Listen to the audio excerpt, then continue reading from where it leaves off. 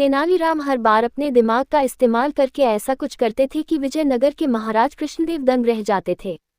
इस बार उन्होंने एक तरकीब से राजा को अपने फैसले पर दोबारा विचार करने को मजबूर कर दिया।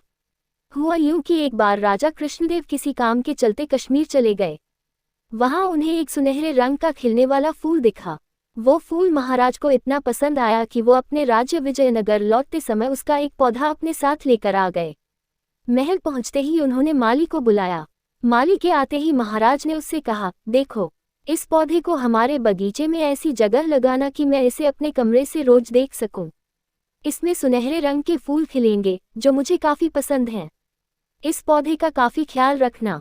अगर इसे कुछ भी हुआ तो तुम्हें प्राणदंड भी मिल सकता है। माली ने सिर हिलाते हुए राजा से पौधा लिया और उनके कमरे से दिखने वाली जगह में उसे लगा दिया। दिन रात माली उस फूल का खूब ख्याल रखता था।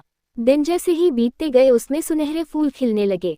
रोज राजा उठते ही सबसे पहले उसे देखते और फिर दरबार जाते थे। अगर किसी दिन राजा को महल से बाहर जाना पड़ता था तो उस फूल को न देख पाने के कारण उनका मन दुखी हो जाता था। एक दिन जब राजा सुबह उस फूल को देखने के लिए अपनी खिड़की पर आए तो उन्हें वो फूल दिखा ही नहीं। तभी उन्होंने माली को बुलवाया। महाराज ने माली से पूछा, वो पौधा कहाँ गया? मुझे उसके फूल क्यों दिख नहीं रहे हैं? जवाब में माली ने कहा, साहब, उसे कल शाम को मेरी बकरी खा गई।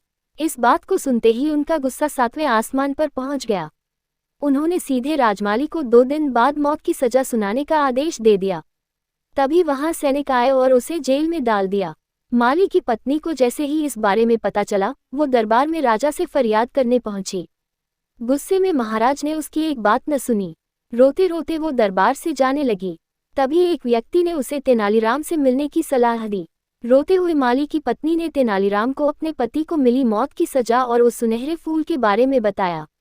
उसकी सारी बात सुनकर तेनालीराम ने उसे समझा बुझाकर घर भेज दिया। अगले दिन गुस्से में माली की पत्नी उस सुनहरा फूल खाने वाली बकरी को चौराहे में ले जाकर डंडे से पीटने लगती है। ऐसा करते करते बकरी अधमरी हो गई। विजयनगर राज्य में पशुओं के साथ इस तरह का व्यवहार करना मना था। इसे क्रूरता माना जाता था, इसलिए कुछ लोगों ने माली की पत्नी की इस हरकत की शिकायत नगर कोतवाल को कर दी। सारा मामला जानने के बाद नगर कोतवाल के सिपाहियों को पता चला कि यह सब माली को मिले दंड की वजह से वो गुस्से में कर रही है। ये जानते ही सिपाही इस मामले को दरबार में लेकर गए। महाराज कृष्णराज ने पूछा कि तुम एक जानवर के साथ इतना बुरा व्यवहार कैसे कर सकती हो? ऐसी बकरी जिसके कारण मेरा पूरा घर उजड़ने वाला है।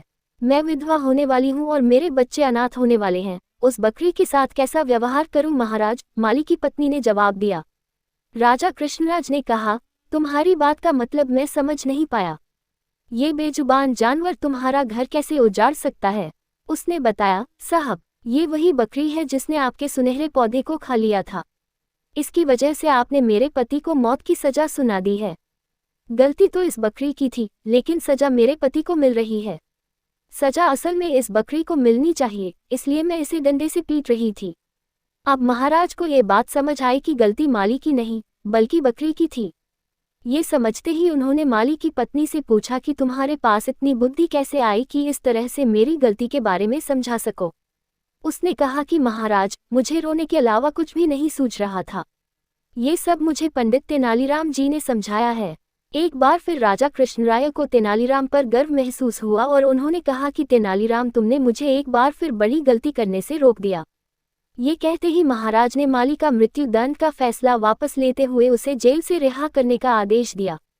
साथ ही तेनालीराम को उनकी बुद्धि के लिए 50,000 स्वर्ण मुद्राएं उपहार के रूप में दी। कहानी से सीख, समय से पहले कभी भी हार नहीं माननी चाहिए। कोशिश करने से बड़ी मुसीबत से निपटा जा सकता है।